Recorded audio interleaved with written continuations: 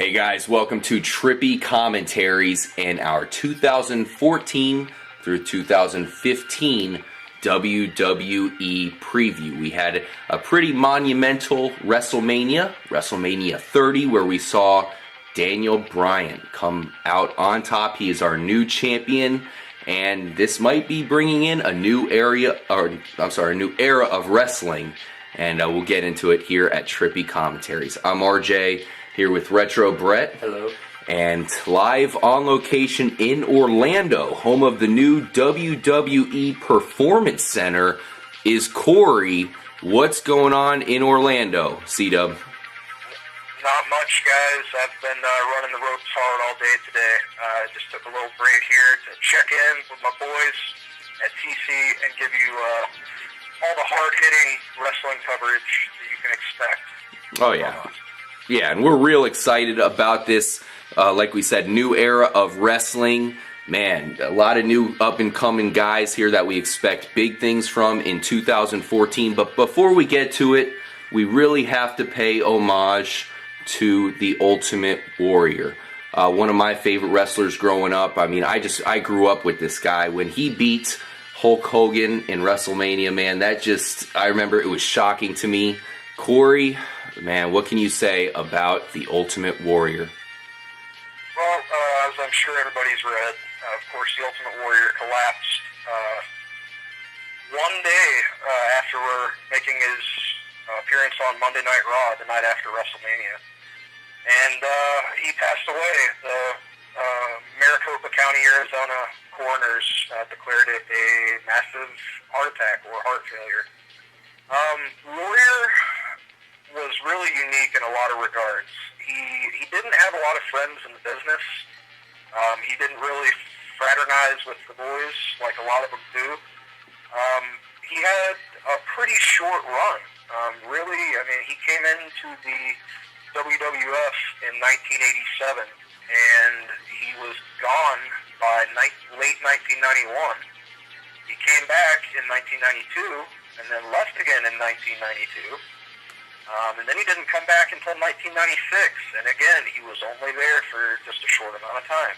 Damn. And the last real run that Warrior had in the United States wrestling scene was with WCW for a short time. Whenever they were on top, he took on Hollywood Hogan and the NWO for about a couple months. But, you know, as I said, Warrior was very unique. You certainly can't match his intensity and how much he really lived his gimmick. He really got into that character. You know, sometimes his interviews were a little bit out there, but, you know, they made perfect sense to him, I suppose. But yeah, it's just a sad situation all around, man. He leaves behind a wife and 2 young daughters. So that's always a shame, you know, whether you were a fan or not, to see something like that. Yeah. Now, let's go ahead and talk about the Ultimate Warrior as a wrestler here. I remember, man, he was just massive. He was a big guy out there, and he really used his size as his advantage. He was so strong. What can you say about just his wrestling skills and his style, Corey? Well, Ultimate Warrior, of course, his big thing was the music hit, the heavy metal / rock music hits. And he comes out of the gate at like 80 miles an hour, full sprint, runs to the ring, shakes the ropes, hits all 4 corners, goes to the turnbuckles. So basically, I mean, before the match even starts, it's high energy and a lot of action. And then, you know, in the ring, he wasn't exactly much of a technician. Yeah. He worked a real powerhouse style. It was a lot of high-impact moves. He didn't leave his feet a lot. But, I mean, it worked, man. He was intense. That was, you know, whenever I think of the Ultimate Warrior, the 2 things I think are how colorful he was, and his attire and his face paint, the whole gimmick. It definitely popped. And the other thing is his intensity, man. He was intense. What about you, Brett? What are your thoughts on the Warrior? Well, you know, you all heard me talk about how high intensity Daniel Bryan is. he has nothing on Ultimate Warrior, man. That guy was intense like no one's business. If it was any regular man, he would probably wind himself just by running down to the ring and have nothing left for in-ring. But he was in such good condition, and he was a monumental, big, huge guy, and he had a lot of wind. Yeah, absolutely. Rest in peace. Ultimate Warrior. It's great to see he's in the Hall of Fame where he belongs, even though, of course, he went through some things with, the WWF and the WWE, and he's in the Hall of Fame where he belongs, and he'll always be remembered. So, getting to this next season, of course, we're kind of calling it a season post-WrestleMania. A lot of things are changing. Just right off the cuff, Corey, what are some initial things you're looking for us to see, of course, through the end of spring, coming into summer? Well, I think the post-WrestleMania transition, we're going to see a transfer over to a lot of the younger guys getting more time, guys who aren't necessarily established as main event players.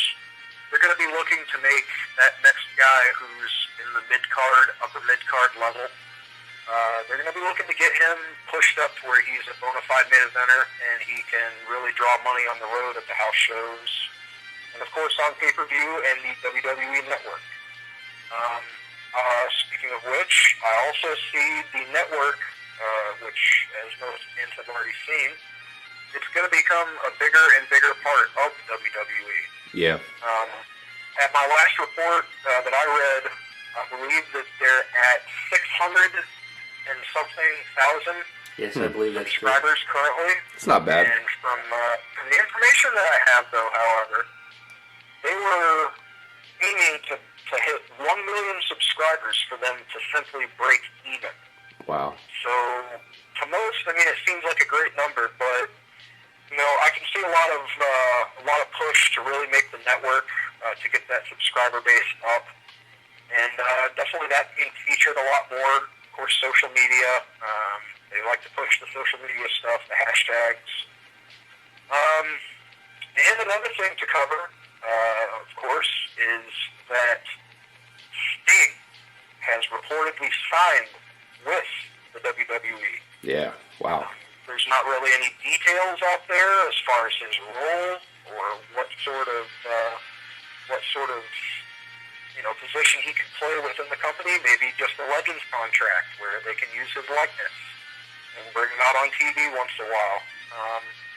And he might be making a run in the ring. Of course, the match that everybody's always pushed for is Sting versus Undertaker, which is certainly still a possibility. But the thing is, with the streak being ended at WrestleMania 30, of course, by Brock Lesnar, that opens up a lot of questions for what's going to happen with Sting. So that's something definitely to keep your eyes on out there. Well, the Undertaker's future is certainly up in there. There's all kinds of rumors and stuff going around. So, I mean, it very well could be a possibility. You never know. Yeah, we're looking at Sting right now, man. Like you said, Corey, that's certainly a match that a lot of us have always thought about for a long time. To see that at this point, I don't know if it's too late. What do you think? I mean, do you think that would still be a great match? Unfortunately, Undertaker he's had double hip replacement. His knees are bad. He's had concussions. I mean, to me, I would rather see Undertaker never step in the ring again unless it's in a limited capacity, just like a brawl or something. I would rather see that than see him compromise his work and be remembered as somebody who was less than the best. Yeah. Because he really is in many ways. He has been the best, or certainly the most successful superstar for Vince McMahon over the years. But, the big thing is, at WrestleMania 30, they made another monster in Brock Lesnar. Yeah. And, to segue into what else we can see to come for the future. Well, are we going to see anything from Brock Lesnar this year? Beg your pardon? Are we going to see anything from Brock Lesnar this year, you think? I think so. Usually after WrestleMania, they'll kind of scale them off a little bit, I could see Lesnar definitely returning before SummerSlam. I know that in his contract, he's scheduled and paid for a certain amount of dates per year. A certain amount of those are appearances, and a certain amount of those are matches. So, I mean, they only have so many uses for him per year by the contract. So, I think we'll continue to see Brock Lesnar used in a limited role. I would venture to guess that if not at SummerSlam this year, we may see at WrestleMania 31, we may see Daniel Bryan versus the Beast Incarnate, Brock Lesnar. Wow. What do you think? I think that would be a very interesting match because obviously Daniel Bryan isn't the biggest guy, but he is very, very skilled technically, and he is a very technical wrestler. But then you got Brock Lesnar, who's huge, and also a skilled fighter. Yes, a powerhouse. But going back to Undertaker and what Corey was saying, I hope the Undertaker doesn't go with the Favre role and keep continuing and after his time has already passed. But then again, I always thought of Sting kind of like everyone else's version, every other promotion's version of the Undertaker. Like they were, of course, similar, but one was WWE and one was everyone else. All right, now there's one. The franchise players. Oh, big time. One guy we have to talk about here. In fact, there's a bunch of guys I wanted to ask you about, Brett and Corey. But first guy we got to start off with, I think, is John Cena, one of the biggest stars, of course. Do you think he can return to his championship ways this year, Corey, or is this going to be an off season for John Cena? Cena's as young as he is, and I mean as busy and seemingly healthy as he is over the peak. I mean, he is coming toward the second half, or in the second half of his career. And as I've discussed before, Cena's at a point where he can make other guys. Honestly, the biggest thing I would love to see is John Cena, basically in this Bray Wyatt feud, finally turn into the monster that Bray Wyatt's talking about. And we finally see an aggressive, almost in between good and bad John Cena. Kind of like we saw at WrestleMania. They teased it a little bit. And the crowd loved it. They absolutely loved it. But, time will tell with Cena. I don't think we'll see him in the title picture anytime soon. But it's always an option, certainly. John Cena, as long as he's in the company, he will be one of the top guys. Okay, and following up on John Cena, Retro Brett, what do you think of Bray Wyatt this year? Oh, I think Bray Wyatt is a great villain. He's actually so good of a villain that he's almost a good guy. And people love to get behind him, and they love to follow him. Heck, at WrestleMania, there was more than half the crowd chanting for Bray Wyatt to beat John Cena.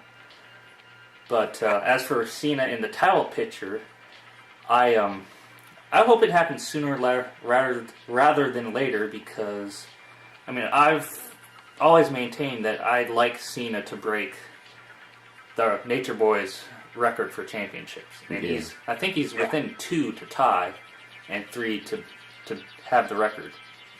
You got to think he's going to get there eventually. Maybe not this year, but I'm thinking it's an easy possibility. It's not a reality. For sure. And one last guy I really have been wanting to ask you about, Corey, is CM Punk. Man, I really feel like the WWE and wrestling in whole is just missing something without him out there. And I feel like the losers in this whole thing are us, the fans. What do you think his outlook looks like this year as far as wrestling's concerned? Well, you're right. It really is cheating us, the fans, because he's one of my favorites. He's a hell of a wrestler. He's entertaining. It's never forced. It's a very natural gimmick that he has. His personality, it's easy to like. The fact of the matter is, there has been a crossroads with CM Punk and the powers that be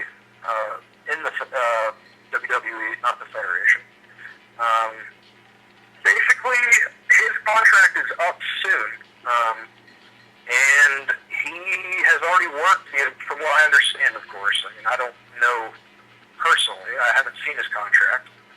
But from what I understand, he's already fulfilled all of his dates. Really? That he owes to the company. Now, I do know this. This week, what was supposed to be, and it looks like to me, a script from Raw from a few weeks back. It actually leaked online. Somebody leaked pictures. And on there, it lists the roster. And next to CM Punk, it says TBD, to be determined. So CM Punk is still technically involved. I mean, he's under contract to the company. He can't, he couldn't go to TNA Impact or Ring of Honor or anywhere else. He can't. He's under contract. But, time will tell if whatever issues are going on between, real-life issues, whether it's money, whether it's his position on the card, how he's featured and used, between he and now the people who are mostly in power, Triple H and Stephanie McMahon, and, of course, Vince McMahon. It's, time will tell what happens with those, with that whole situation, what happens between them. CM Punk certainly doesn't have to return to wrestling. He made a hell of a lot of money, I know that much, whenever he was on top. He had a great run on top as the champ. So, he could, from what I understand, just sit at home and occasionally go on the Walking Dead post-show and just basically sit down and do nothing. So, basically, time will tell with Punk. I certainly hope he comes back. Either, if not the WWE, then somewhere, because I really enjoy watching his work. Yeah, I'm predicting that he will be back. I don't know how the hell it's going to happen, but I think we have not seen the last of CM Punk in the WWE, and I think he will recapture the championship at some point. When he does come back, That would be awesome. he probably won't miss a beat. He'll probably be just as popular. Yes. Heck, he's all the time you hear CM Punk chants at Raw or at WrestleMania, and I think he's one of the most popular guys ever. Yeah, absolutely. Definitely. Well said, Retro Can you Brett. guys imagine how awesome CM Punk versus Daniel Bryan for the WWE title would be? I've thought of that, man. I actually like that match more than Brock Lesnar. Yeah, me too. Oh yeah, definitely. That goes without question for me. Jeez. All right, well, we still have a lot more to get to. We're going to go ahead and cut off this part. Thank you guys for watching. Make sure to stay tuned. If you guys are new to the channel, subscribe. We are huge wrestling fans. Corey is one of the most knowledgeable people you'll find about wrestling, as is Retro Brett. And, I've been a fan for a long time myself. So thank you guys so much for watching this part, but stay tuned because there's still a lot more to get to, and we're even going to look ahead to the 2015 WrestleMania. So stay tuned for that. I'm RJ for Retro Brett and Corey. Stay tuned, guys.